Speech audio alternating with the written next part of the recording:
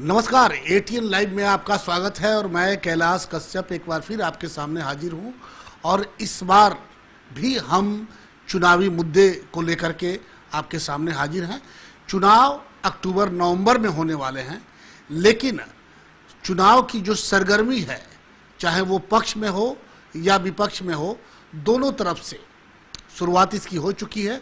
और इसी सिलसिले में हम गोरिया कोठी विधानसभा की भावी प्रत्याशी कह सकते हैं हम, चूँकि काफ़ी कर्मठ नेता हैं, अपनी बातों को बड़े पुरजोर तरीके से पार्टी के हर उस मुद्दे को सामने रखती हैं, रेणु यादव जी।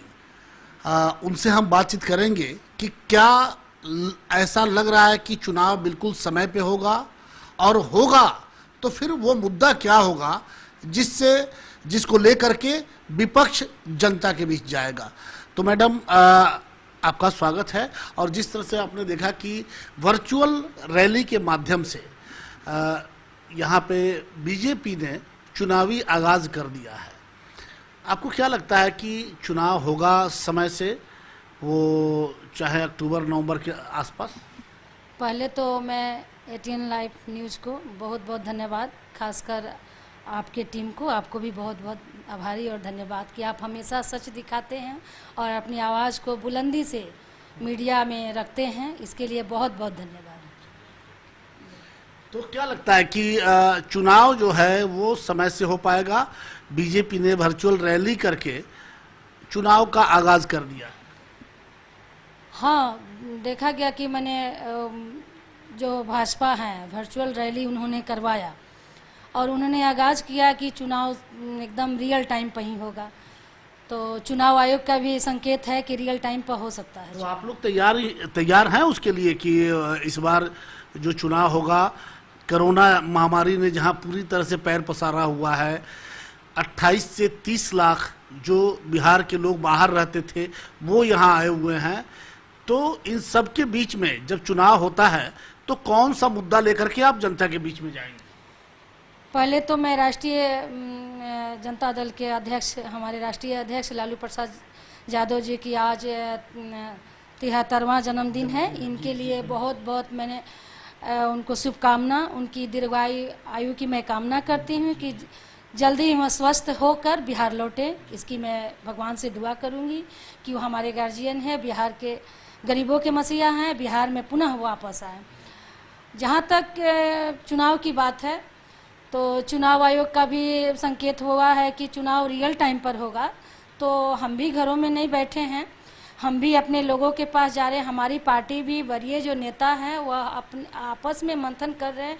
हम अपनी भी तैयारी कर चुके हैं और कर रहे हैं। बूथ लेवल पर अभी लिस्ट बनाए जा रहे हैं, हर विधानसभा में बूथ लेवल पर लिस्ट बनाकर हम हर विधानसभा को निर्देश दिया गया है कि जल्द से जल्द बूथ लिस्ट आप प्रदेश में, हमारे जो राष्ट्रीय अध्यक्ष जी हैं, प्रदेश अध्यक्ष, उनके पास वह जमा करना है। आपकी पार्टी कौन सा मुद्दा लेकर के वो सीधे जनता के बीच में जाएगी? क्योंकि 15 साल तक नीतीश जी ने शासन किया है और वो कह रहे हैं कि इस बार फिर उन्हीं की सरकार बनेगी, तो आखिर मुद्दा क्या होगा? हमारी पार्टी 15 साल का हिसाब मांगने जाएगी माननीय हमारे मुख्यमंत्री नीतीश जी से, कि जो उन्होंने कहा था कि देखिए कि हम मजदूरों का प्लान नहीं रोकेंगे। आज कोरोना महामारी बता दिया कि हमारे लाखों लाखों मजदूर जो प्रवासी आज बिहार में लौट कर आए हैं, उनकी क्या दशा है, वह किस दुख और संकट से लौट के आए। कईयों ने तो अपने रास्ते में ही भूख प्यास से जान गंवा दी, महिलाएं अपने बच्चों को गंवा दी। आए दिन हम टीवी पर पेपर में देख रहे हैं कि मैंने इतनी दर्दनाक मौत किसी मैंने हमारे मजदूर को हुआ है कि रोंगटे खड़े हो जाते हैं अगर न्यूज़ देखिए तो। उसमें हम हिसाब लेंगे। यहाँ तक अभी आप फिलहाल देखे होंगे करीबन एक सप्ताह पहले कि हमारे माननीय मुख्यमंत्री जी ने एक पत्र सौंपा है, जिसमें प्रशासन जो बाहर से लोग आए हुए हैं वो विधि व्यवस्था की स्थिति उन्होंने कहा है कि प्रवासी मजदूर जो बाहर से आए हैं उनसे अपराध बढ़ेगा, उनसे कठिनाइयाँ होगी, घटना घटेंगे, वह चोरी कर सकते हैं। क्या हमारे मजदूर जो मुख्यमंत्री बनाते हैं वो अपराध करेंगे? आखिर आप जरा सोचिए कि एक भूखमरी और कोरोना की महामारी से दिल्ली, मुंबई या अदर स्टेट से जो मजदूर पैदल चलकर, साइकिल से चलकर, ट्रेन के रास्ते, ट्रेन बंद थे, पटरियों पर अपने पाँव को जलाते, पैरों में फोड़ा होते हुए वह घर पहुँचे, बिहार पहुँचे, और यहाँ के मुखिया जो राजा है वह कह रहे हैं कि अपराध बढ़ेगा। माने मजदूर उनके निगाह में कोई चीज। सवाल ये भी उठता है कि जिस कठिन परिस्थिति में वो सारे मजदूर पैदल चल के, रेल की पटरियों पे चल के, भेड़ बकरियों की तरह वो ट्रकों में भर करके आए, उन सब के बावजूद कहीं ऐसा तो नहीं कि नीतीश कुमार डर गए हैं उन लोगों से कि ये कहीं बदला ना चुका ले? ये तो सही है। हमारे मजदूर, हमने खुद गए हैं, हर क्वारंटाइन सेंटर पर हमने गया है और जाकर देखे हैं कि उनकी दशा क्या थी। वह सीधे बयान जाहिर कर रहे हैं कि इस बार अपने मजदूर शक्तिशाली नहीं होता है, लेकिन अपने वोट द्वारा वह दिखा देगा कि वह कितना पावर में है, कितनी उसके पास शक्ति है। आने वाला विधानसभा में सारे मजदूर, दलित, पिछड़ा, अति पिछड़ा, जिनको हक मिलना चाहिए वो आज तक नहीं मिला। आप बताइए, उन्होंने एक राशन की घोषणा की, उसमें भी बोला कि जिसके पास कार्ड है उसको दिया जाएगा, जिसके पास कार्ड नहीं है उसको नहीं दिया जाएगा राशन, जन वितरण प्रणाली के दुकान से। और आज तक हमने सर्वे भी किया, हम गए घर घर जाके देखिए, आज तक करीबन आपको कोरोना का महामारी करीबन लगता है कि अब 80-85 दिन होने वाले हैं, लेकिन आज तक उनके कार्ड नहीं बने। क्या हमारे मुख्यमंत्री जी ने सूद लेने का काम किया? वह कह देते हैं कि उनको राशन नहीं दिया जाएगा। क्या महामारी पूछ के आएगी कि हम कार्ड वाले के पास जाएंगे, बिना कार्ड वाले के पास नहीं जाएंगे? इसलिए काफ़ी जनता में आक्रोश है। तो बहुत सा ये भी शिकायत दिखाई दे रहा था कि बहुत से लोगों को जिनका कार्ड बनना चाहिए था, जो गरीब तबके के लोग थे, उनके कार्ड नहीं बने, और कार्ड ऐसे ऐसे लोगों को बन गया जो अपनी पहुंच और पैसे का इस्तेमाल करके वो घर बैठे उनको वो कार्ड बनवा लिए। जीविका दीदी के माध्यम से नीतीश जी ने कहा कि वो चिन्हित करेंगी कि वो कार्ड के लायक कौन है, लेकिन जो अखबारों के माध्यम से जो सामने आया कि जीविका दीदी वो भी पैसे वसूलने का काम शुरू कर दी। तो जिस तरह से भ्रष्टाचार भरा हुआ है, आज भी जो गरीब तबका है, पिछड़ा तबका है, उसके कार्ड आज भी नहीं बने हुए हैं। आज भी अनुमंडल कार्यालय पे हजारों की भीड़ लगती है। तो ये मुद्दा बनेगा इस बार? एकदम बनेगा, इसलिए कि आज तक कार्ड नहीं बना, जिसको हक मिलना चाहिए उसको मिला नहीं, और सरकार मनगढ़ंत बातें कहती है कि हम आपको विकास दे रहे हैं, हम कार्ड बनवाएंगे, हम 500-500 रुपया घर पर दे, लेकिन मिला किसे है? वास्तव में जिसको मिलना चाहिए, आज भी वैसे मजदूर है कि देखते हैं कि विधवा है, उनके बच्चे छोटे छोटे हैं, उनके कार्ड नहीं हैं, पति नहीं है, बेटे नहीं हैं, सिर्फ उसके एक माँ है, उसको कार्ड नहीं। आखिर किसको मिला है? आक्रोश है, और जनता दिखाएगी इस बार विधानसभा चुनाव में कि जनता का कितना ताकत होता है। नीतीश जी ये भी कहते हैं कि भाई हमने विकास का काम किया है और विकास के मुद्दे पे ही हम जनता के बीच में जाएंगे। सड़कें बनी हैं, बिजली आई है, लेकिन रोजगार की बात नहीं होती है। सड़कें बनी है या बिजली की बात करते हैं, यह कोई नई बात नहीं है, पहले भी बिजली थी, सड़कें थी, लेकिन मजदूरों को रोजगार चाहिए। पेट है तो उसके लिए भोजन चाहिए। इस महल में रह जाए, लेकिन अगर आपके पास इनकम का साधन नहीं है तो आपका परिवार भूखे मरेगा। तो इसलिए रोजगार जरूर है। अगर हमारे चीनी मिल सिवान के अगर खुले होते हैं, मढ़ौरा के चीनी मिल खुले होते हैं, तो आज जो करीबन बिहार की बातें तो अलग है, सिवान के मजदूर उतने नहीं मरते हैं भूख। आज तो कोरोना से कम, लेकिन भूखमरी से मजदूर की मौत हुई है, और आज भी लोग कष्ट में हैं कि रोजगार बंद है, बिजनेस वाले की दुकान बंद है, नहीं चल पाए। आज भी भूखों मरने की स्थिति में पूरे बिहार है, और लोग त्राही मांग कर रहे हैं, कोई रोजगार। उस पर से हमारी सरकार कह रही है कि वह चोर है, वह अपराध करेंगे। आप बताइए, एक तो आप व्यवस्था नहीं करते हैं, न नौजवानों को 15 साल में कोई रोजगार मिला, न आपके राज्य में महिलाएं सुरक्षित रही। आए दिन घटना घटते हैं, 2 साल 3 साल 4 साल के बच्चियों के साथ रेंग किया जाता है। हमारी महिलाएं सुरक्षित नहीं, हमारे बच्चे आज भी रोड पर भटकते रहे। हमारे नौजवान के हाथ में इतना बल है। आज एक हमारे प्रधानमंत्री जी ने घोषणा की कि हम 200 करोड़ का पैकेज दे रहे हैं, हमारे पास कई लोग आए बैंक में, आज तक बैंक में जाने पर कि वहाँ गाइडलाइंस दिया गया था कि 20 लाख करोड़ था जी, 20 लाख करोड़ का उन्होंने घोषणा किया था कि हम मजदूरों को एक ऋण के तौर पर देंगे और उसे रोजगार वह स्टार्ट करेंगे। वह आज पन्ना पर ही है, फाइलों में बंद है। आपको क्या लगता है कि अगर ठीक है, प्रधानमंत्री ने ये कहा कि 20 लाख करोड़ बहुत बड़ी राशि होती है, वो पैसा जाएगा जो बाहर से लोग आए हैं उनको पैसा उपलब्ध, जी, तो क्या लगता है कि जिस तरह से भ्रष्टाचार चरम पे है, ये पैसा जरूरतमंद लोगों को, जिस तरह से राशन कार्ड की हालत आप देख रहे हैं, जिसका बनना चाहिए था उसका नहीं बना, जिसका नहीं बनना चाहिए था उसका बन गया, तो ये पैसा बहुत बड़ी रकम है। ये पैसा क्या सीधे उस गरीब जो जरूरतमंद लोग हैं उन तक जाएगा या फिर इसका भी बंदरबाट होगा? श्योर एकदम बंदरबाट होगा, इसलिए कि गरीब की उतनी पहुंच नहीं है। जिसके पास पावर होगा वह पैरवी करा पाएंगे, बड़े पोस्टों पर होंगे जो बैंक को मैनेज कर लें, ब्लॉक में BDO CO को मैनेज कर लें, अफसर को मैनेज, उनका पास होगा और हमारे गरीब को पास नहीं होगा। आज मैडम बिहार में ये देखा जा रहा है, ये बिल्कुल सर्वविदित है कि बिना पैसे का कोई भी काम आप नहीं करवा सकती हैं। तो क्या ये मुद्दा नहीं बनेगा कि भ्रष्टाचार, सबसे पहले भ्रष्टाचार आप हटाओ, भ्रष्टाचार पे आपने आज तक अंकुश नहीं लगाया। शराबबंदी के बारे में आपसे बात करेंगे कि क्या शराब पूरी तरह से बंद है बिहार में? शराब बंद कहाँ है? पहले एक दुकान था कि लोग जाते थे वहाँ, हमने देखे हैं, लेकिन अब तो होम डिलीवरी हो गया। हर चौराहे पर, हर घर पर, हर पान की गुमटी में यहाँ तक पड़ा रहता है कि लोग जाते हैं और लेके चले जाते हैं। पहले एक था कि चिन्हित था, अब तो घर घर बिक रहे हैं होम डिलीवरी के रूप में। कहीं कहीं से खबरें आ जाती हैं कि थाने से भी बेचा जा रहा है। कहीं कहीं ऐसा होता है कि ट्रक जब्त होता है और थाने में ही कहा जाता है कि चूहा शराब पी गया, छिपकली शराब पी गई, ऐसे हो के वहाँ भी कालाबाजारी शुरू हो जाता है, थाने से ही बिक जाता है। आए दिन घटनाएं ऐसी ये कौन सा शराबबंदी है? एक तो राजस्व का नुकसान हुआ और दूसरे तरफ की आपने पूरी तरह से कालाबाजारी और स्मगलिंग, जो ये भी देखा जा रहा है कि छोटी छोटी बच्चियां वो शराब डिलीवर कर रही हैं, बेच रही हैं। जो स्कूल जाने वाले बच्चे वो अपने बैग में शराब के बोतल लेकर के वो बेच रहे हैं। अगर इस परिस्थिति में जिस तरह से उनके जिन बच्चों को स्कूल में जाना चाहिए था वो अगर शराब बेच ले, अगर पैसा कमा ले, तो क्या फिर वो कभी जिंदगी में पढ़ पाएगा क्या? कभी नहीं। ये तो भ्रष्टाचार को बढ़ावा देना ना हुआ। जो भी गार्जियन ऐसे काम कर रहे हैं, अपने बच्चियों को दे रहे हैं, अपने बच्चों को दे रहे हैं, अबोध बच्चे कुछ समझते नहीं हैं। वह पॉलीथीन में बंद करके कहते हैं कि दवा है, फलाने दुकान में दे देना, फलाने व्यक्ति को दे देना, लेकिन वो बच्चे नहीं समझते हैं कि वास्तव में इसमें शराब है।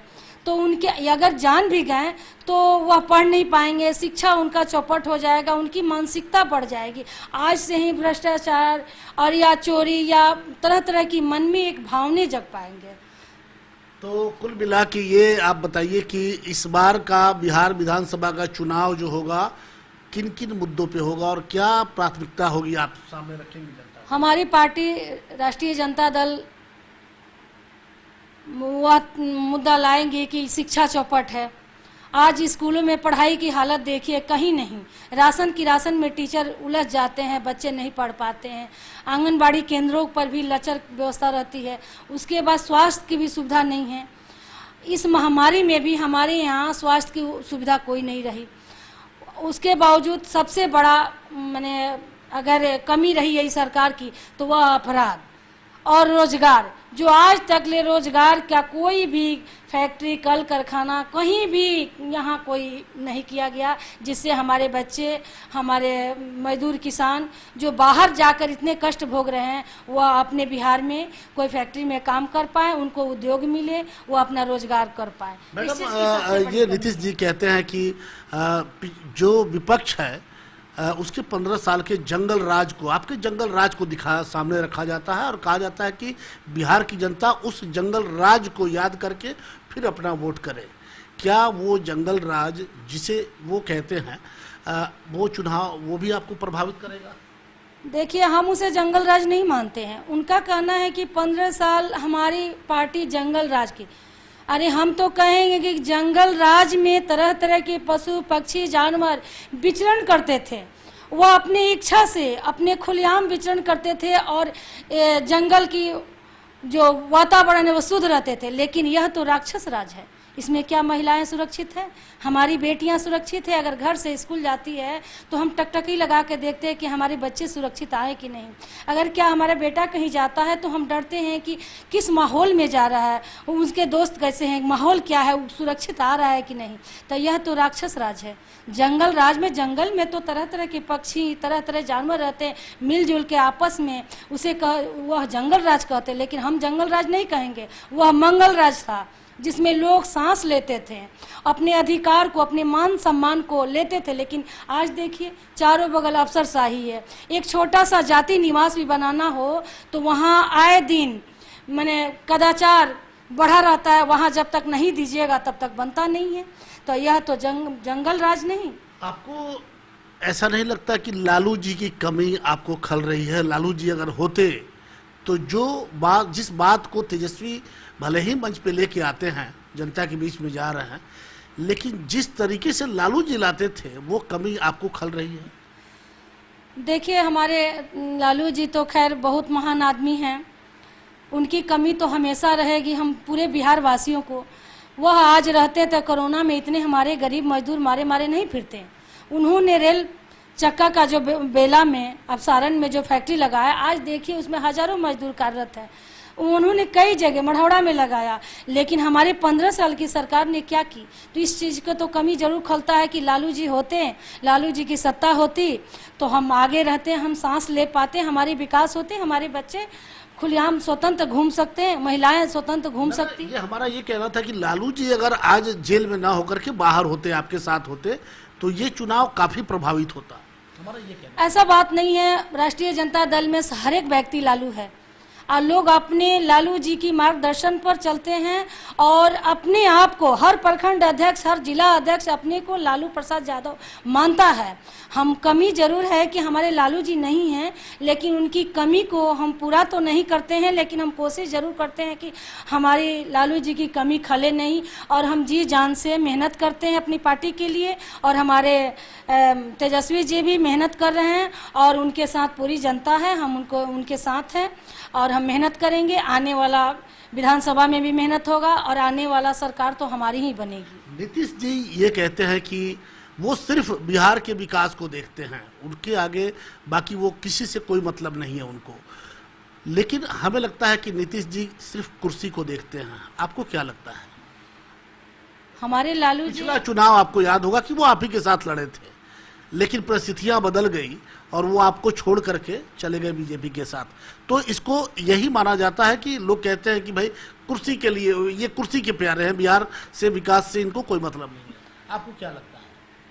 एकदम श्योर है कि कुर्सी के प्यारे हैं। उनको कुर्सी मिला तो ठीक, नहीं मिलता है तो बस दल बदलू हो जाते हैं। पलटू राम है, उन्होंने गठबंधन के साथ सारी सीटें जीत ली। आज जब वह बने 2 साल के बाद ही उन्होंने एक बैग 5-5 मिनट पर स्टेटमेंट दे के उन्होंने राजद से अलग कर लिए। आज बताइए कोरोना के महामारी में उन्होंने एक दिन घर से नहीं निकले और ना ही कोई व्यवस्था की, ना कोई।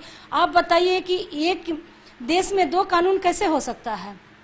यूपी की सरकार अपने मजदूरों को बुला ली, गुजरात के सरकार अपने मजदूरों को बुला ली, झारखंड की बुला रही। ये कह रहे हैं कि हमारे पास कोई व्यवस्था नहीं है। आप जहां हैं वहीं रहिए, आप मुखिया हैं। आपके साथ पिछले बार 2015 में नीतीश जी चुनाव लड़े और अच्छा सीट उन्हें मिला।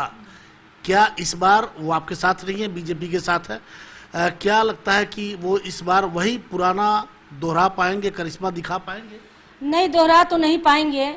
वह दिन इनको जरूर याद आएगा कि हमने साथ छोड़कर गलती की और इसकी भरपाई इस चुनाव में उनको मिलेगी। जनता दिखा देगी कि आपकी कितनी जो जैसी करनी वैसी भरनी। जो आज के कोरोना के महामारी में उन्होंने जैसे जनता के साथ व्यवहार किया है, जनता भी उन्हें दिखाएगी अपने पावर, अपने वोट द्वारा। अंतिम सवाल मैडम कि क्या रेणु यादव इस बार चुनाव लड़ेंगी अपने क्षेत्र से? जी हाँ, हम तो 111 गोरिया कोठी विधानसभा से मैं चुनाव लड़ूंगी। अगले बार भी मैं चुनाव काफ़ी जोरों शोर से तैयार की थी। उसी में हमारी नसीब कहिए या उसी दुर्घटना में टिकट कटा और मेरे पति की डेथ हो गई, उनकी हार्ट फेल हो गई। लेकिन इस बार मैं चुनाव लड़ूंगी।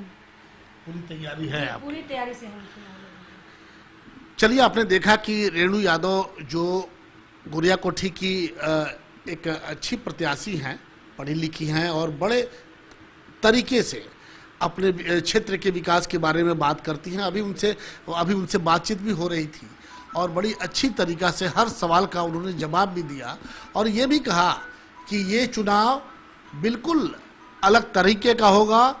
आने वाले जो समय होगा वो सबसे बड़ा अगर मुद्दा इस बार बिहार का होगा तो वो होगा रोजगार का, क्योंकि 30 लाख जो बाहर के लोग हैं, उसके बाद यहाँ के जो बाहर के लोग यहीं के हैं, यहीं आए हुए हैं, वो उनके पास रोजगार के साधन समाप्त हो चुके हैं। बाकी जो बिहार में रहने वाले लोग हैं उनके साथ भी वही हुआ है, उनके पास भी रोजगार के साधन नहीं है। फैक्ट्रियाँ, जितनी फैक्ट्रियाँ थी वो बंद हो चुकी। लालू यादव ने 15 साल तक शासन किया, क्या था वो वही जानते हैं, लेकिन नीतीश कुमार ने भी 15 साल शासन किया है और जनता ये हिसाब जरूर मांगेगी कि नीतीश जी आपने 15 सालों में बिहार में एक भी फैक्ट्री क्यों नहीं चालू करवाई। तो ये एक बड़ा मुद्दा बनेगा। अब देखना है कि आने वाले जो अक्टूबर महीने में या फिर नवंबर में जो चुनाव होंगे, जनता नेताओं से क्या हिसाब करती है, ये तो आने वाला वक्त ही बताएगा। कैमरामैन आशीष के साथ कैलाश कश्यप, ATN लाइव सिवान। गर्मी की होगी अब छुट्टी, घर बैठे मंगाए कूलर, पंखा और घरेलू वायरिंग के सामान फ्री होम डिलीवरी के साथ। हेवल्स, एंकर, फिलिप्स और क्रॉम्पटन के एकमात्र अधिकृत विक्रेता Manish Infocom and mobile, Makhdum Sarai Mor, Siwan. Mobile number 9934019286।